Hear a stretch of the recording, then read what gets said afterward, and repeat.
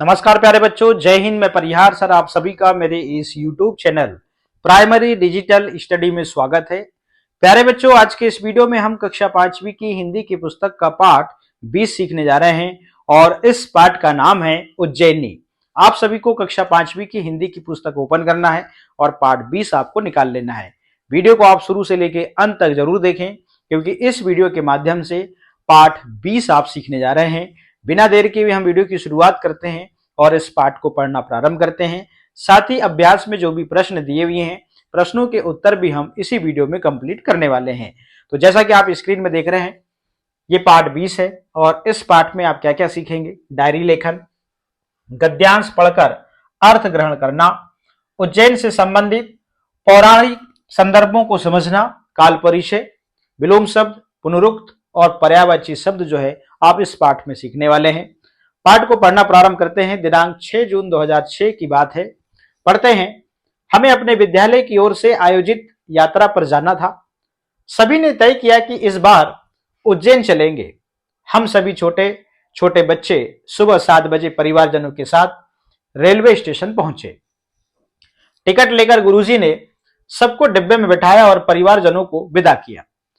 लगभग 6 घंटे की यात्रा के बीच गुरुजी ने बताया कि उज्जैन ऐतिहासिक, धार्मिक एवं दर्शनीय स्थल है। नगर का नाम महाराजा विक्रमादित्य के साथ जुड़ा है, जिनके दरबार में कालिदास जैसे नवरत्न थे। लगभग 2 बजे हम उज्जैन पहुंचे और यहाँ के रेलवे स्टेशन की आकर्षक बनावट को देखकर दंग रह गए। पास की धर्मशाला में हम ठहरे, खाना खाया और विश्राम किया। शाम के समय हम उज्जैनी के प्रसिद्ध महाकाल मंदिर पहुंचे। उज्जैन कल कल कर बहती क्षिप्रा के तट पर अनेक भव्य मंदिर हैं। सभी ने महाकाल के दर्शन किए। गुरुजी ने कहा, इनकी गिनती भारत के प्रमुख 12 ज्योतिर्लिंगों में होती है। पास ही हरि सिद्धि देवी के दर्शनों के बाद पैदल ही छतरी चौक स्थित गोपाल मंदिर आ गए। यहाँ राधा कृष्ण और शिव की मूर्ति को भी देखा। रात्रि का समय अधिक हो जाने से धर्मशाला वापस आ गए। गुरुजी ने बताया कि यहाँ हर 12 वर्ष में एक बार कुंभ मेला लगता है, जिसे सिंहस्थ कहते हैं। इसमें देश विदेश से लंबी लंबी यात्रा करके श्रद्धालु सम्मिलित होते हैं। इस प्रकार से हमने इस पेज को पढ़ा। अब हम चलते हैं अगले पेज में। दिनांक 7 जून 2006 की बात है। आज दूसरे दिन हम गोपाल मंदिर से 2 किलोमीटर दूर गढ़कालिका देवी मंदिर गए। फिर भरतहरी गुफाएं, काल भैरव और सिद्धवट कालियादे महल देखते हुए सांदीपनी आश्रम आ गए। वहां पर बताया गया कि इस आश्रम में श्री कृष्ण बलराम ने अपने मित्र सुदामा आदि के साथ शिक्षा ली थी। यहां से हम राम लक्ष्मण मंदिर, चित्रगुप्त मंदिर होते हुए गंगा घाट आ गए। फिर चिंतामन गणेश के दर्शन कर वापस आ गए।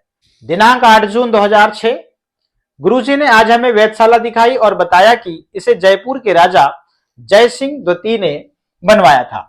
विज्ञान और ज्योतिष में रुचि रखने वाले इसे बड़े गौर से देखते हैं। यहाँ बहुत ही बड़े बड़े यंत्र बने हैं। गुरुजी ने बताया कि हमारे राष्ट्रीय कवि श्री कृष्ण सरल एवं शिव मंगल सिंह सुमन की कर्म भूमि भी उज्जैन ही रही है। इस प्रकार की चर्चाएं करते हुए और रेल यात्रा के मजे लेते हुए हम सभी गुना आए, जहां गुरुजी की सूचना पर हमारे माता पिता हमें लेने आ गए थे। सभी बच्चे बहुत खुश हो रहे थे। इस प्रकार से इस पाठ को हमने पढ़ा और उज्जैन के बारे में हमने बहुत कुछ जाना। चलिएगा, आइए कुछ और भी जाने उज्जैनी से जुड़े संदर्भ। अब आपने सप्तपुरिया सुना होगा, तो सप्तपुरिया का मतलब अयोध्या, मथुरा, माया मतलब हरिद्वार, काशी, कांची, अवंतिका मतलब उज्जैन और द्वारिकापुरी, इन सबको सप्तपुरिया कहा जाता है। अगला शब्द है विक्रमादित्य। एक राजा जो बहुत बुद्धिमान, न्यायप्रिय और प्रजावत्सल थे। इनके दरबार में कालिदास जैसे नवरत्न थे। इस प्रकार से हमने विक्रमादित्य के बारे में जाना। अब विक्रम संवत क्या है? यह विक्रमादित्य द्वारा 57 ईस्वी पूर्व में प्रवर्तित हुआ। इसे कृत या मालव संवत भी कहते हैं। कालिदास तो विक्रमादित्य के नवरत्नों में से एक जिन्होंने ऋतु संहार, मेघदूत, रघुवंश, अभिज्ञान और शाकुंतलम और विक्र, मौर्यवशी, मालविकाग्निमित्र, कुमार संभव की रचना की।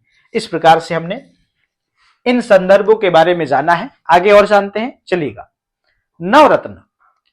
विक्रमादित्य के दरबार में प्रतिष्ठित विद्वान धनवंतरी, छपड़क, अमरसिंह, शंकु, बैताल भट्ट और घटकरपर कालिदास, वराह, मिहिर एवं वररुचि को जनश्रुति के आधार पर माना जाता है। तो यह है नवरत्न।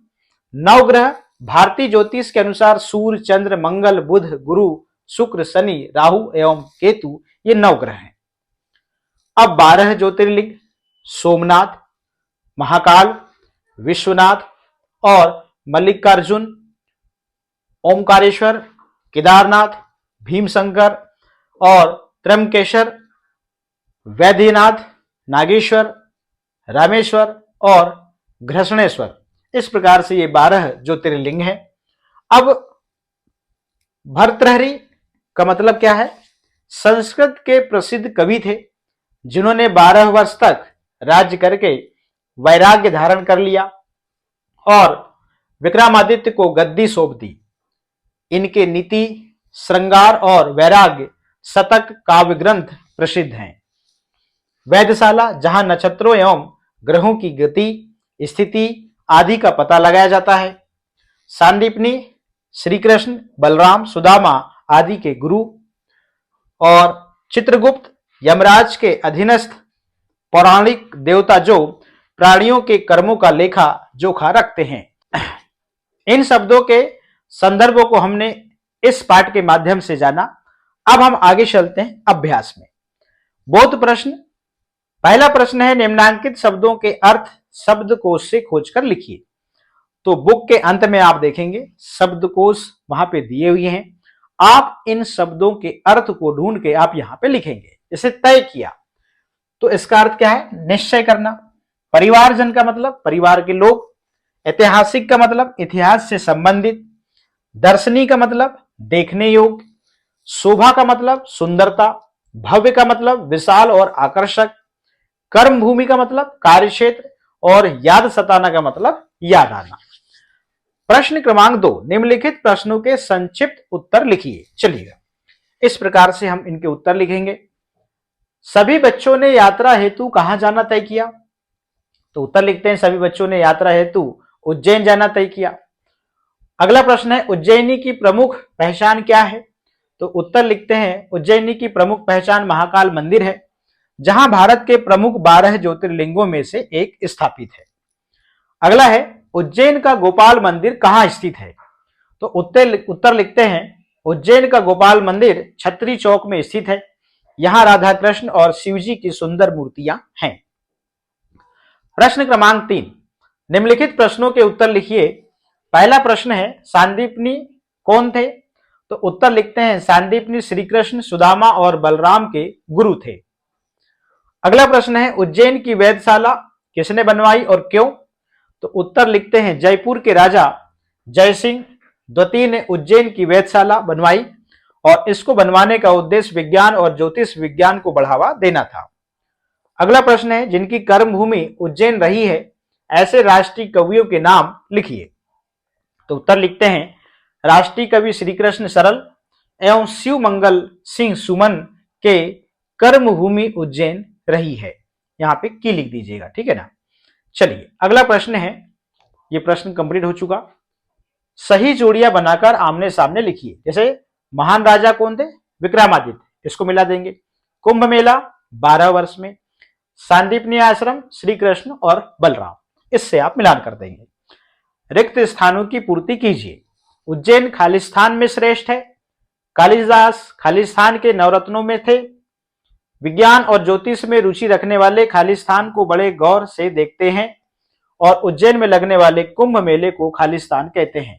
तो पहले वाले में सप्तपुरियों आ जाएगा, दूसरे में विक्रमादित्य आ जाएगा और तीसरे में वेधशाला और चौथे में सिंहस्थ आ जाएगा। इस प्रकार से प्रश्न क्रमांक 5 कंप्लीट होता है। अब हम चलते हैं भाषा अध्ययन का प्रश्न क्रमांक 1। निम्नलिखित शब्दों का शुद्ध उच्चारण कीजिए और लिखिए। रेलवे स्टेशन, ऐतिहासिक, सप्तपुरियां, धार्मिक, उज्जैनी, ज्योतिर्लिंग, हरिसिद्धि, विक्रमादित्य, सिंहस्थ और मत्स्येंद्रनाथ, श्री कृष्ण, बृहस्पतेश्वर, नवग्रह, क्षीरसागर, योगेश्वर, मस्जिद, ट्रेन, दर्शनी स्थल, राष्ट्रीय और कर्मभूमि। इस प्रकार से आपको शुद्ध उच्चारण करना है। प्रश्न क्रमांक 2। निम्नलिखित शब्दों के विलोम शब्द लिखिए। रात्रि का विलोम दिन, दूर का विलोम पास, स्वदेश का विलोम परदेश, अपना का विलोम पराया और ऊंचा का विलोम नीचा और भला का विलोम बुरा। इस प्रकार से प्रश्न क्रमांक 2 जो है इसको हमने कंप्लीट किया। आइए पढ़िए और समझिए। कल का दिन बहुत व्यस्त रहा था, पर आज मैं कुछ विश्राम कर रहा हूं। शाम को जब सूर्य ढल जाएगा तब मुझे गुरुजी के घर जाना है। उन्होंने कहा था कि कोशिश करने से ही सफलता मिलती है, इसलिए मैं भरपूर कोशिश करूंगा कि मेरा काम सफल हो। जानिए, ऊपर के वाक्यों में दिन व्यस्त रहा था, उन्होंने कहा था, से पता चलता है कि काम हो चुका है। इसे हम भूतकाल का बोध होता है, इसे हम भूतकाल कहेंगे। कर रहा हूं, मिलती है आदि शब्द से पता चलता है कि काम हो रहा है, इसमें वर्तमान काल का बोध होता है।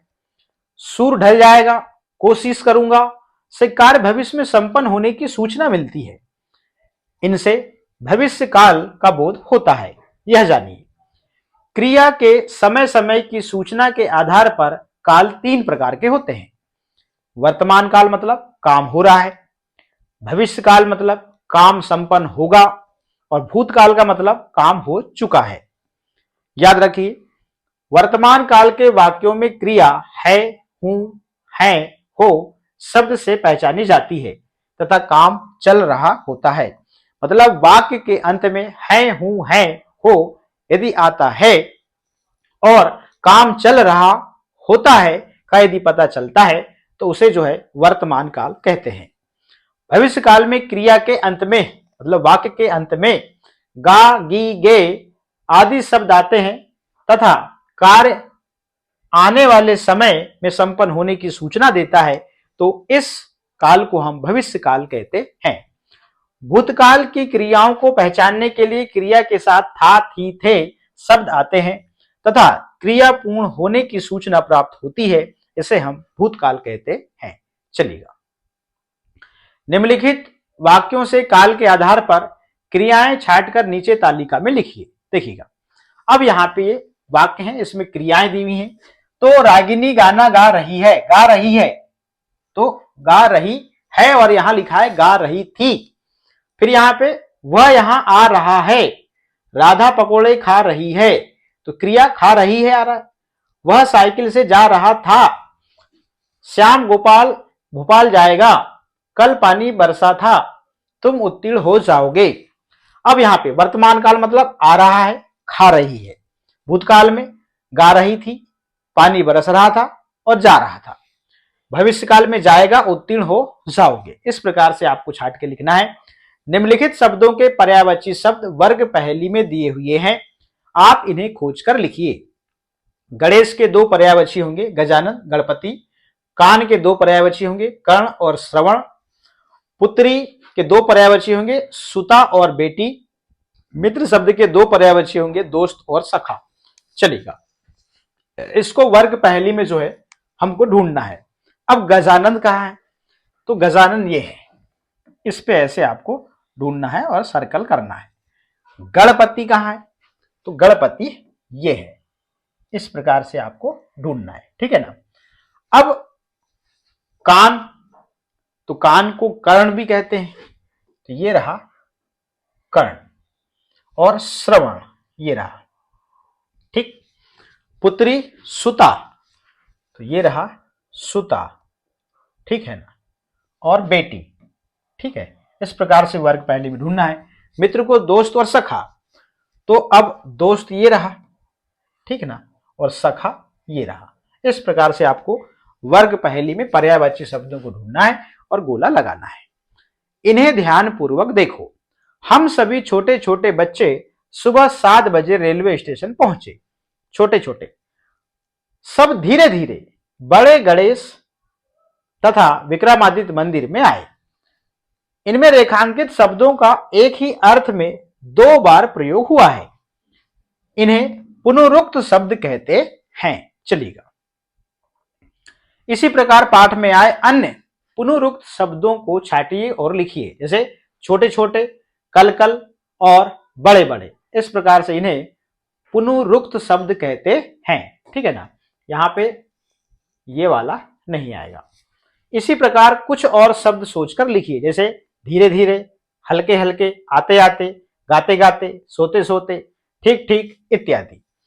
निम्नलिखित शब्दों के समान अर्थ वाले अन्य शब्द लिखिए। चलिए, अब रुचि को क्या कहते हैं? पसंद भी कहते हैं, लगाव भी कहते हैं और दिलचस्पी भी कहते हैं। शाम को सायं, संध्या और सांझ। मजा को आनंद, मनोरंजन और खुशी भी कहते हैं। निम्नलिखित गद्यांश को पढ़कर नीचे लिखे प्रश्नों के उत्तर लिखिए। क्या है गद्यांश? बच्चे अपने माता पिता के साथ मेला देखने जा रहे थे। बड़े लड़के अपने साथियों के साथ मेला देखने गए। मेला शहर के बाहर बड़े मैदान में लगा था और बिजली की रोशनी में जगमगा रहा था। वहां खिलौने, मिठाइयों, फलों, चाट, पकौड़ी और कपड़ों की दुकानें सजी थी। एक तरफ सर्कस, मदारी का खेल, काला जादू और झूले लगे हुए थे। राजी और समीर ने मेले में जादू देखा और झूला झूला। दीपक ने अपनी बहन के लिए माला खरीदी और मीना ने अपने छोटे भाई के लिए चाबी वाला हवाई जहाज। रात हो गई थी, सब अपने अपने घरों को लौटे और वे बहुत खुश थे। अब अपने साथियों से चर्चा कीजिए। इस गद्यांश का शीर्षक लिखिए। तो उत्तर में जाएगा मेला।